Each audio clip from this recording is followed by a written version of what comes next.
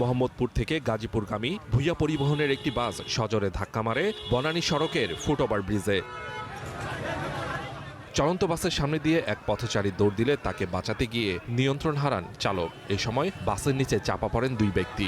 তারা সড়কের পাশে ঢাকা উত্তর সিটি কর্পোরেশনের সৌন্দর্য বর্ধনের কাজ করছিলেন। ঘটনাস্থলেই মৃত্যু হয় তাদের।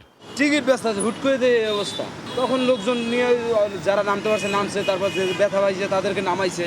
মানুষজন গাড়ি অনেক লোক ওই যে রাস্তায় চলাচল করে, তারাও অনেক লোক থামাই করে লোকজন নামাইছে। ওই দুইজনের উপরে উড়াই দিচ্ছে।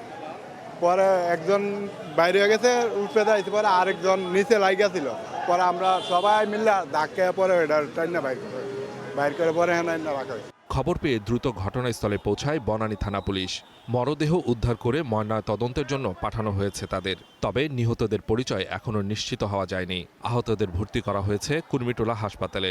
যেহেতু অনেক ফাঁকা ছিল, রাস্তাগুলো খুব দ্রুত গতিতে গাড়িগুলো যাচ্ছিল, তো দুইজন তারা পার হওয়ার সময় এই গাড়িটা অনেক দ্রুত গতিতে আসে, যার ফলে ওনাদের বাঁচাতে গিয়ে সেভ করতে গিয়ে আর কি এই গাড়িটা নিয়ন্ত্রণ হারিয়ে ফেলে।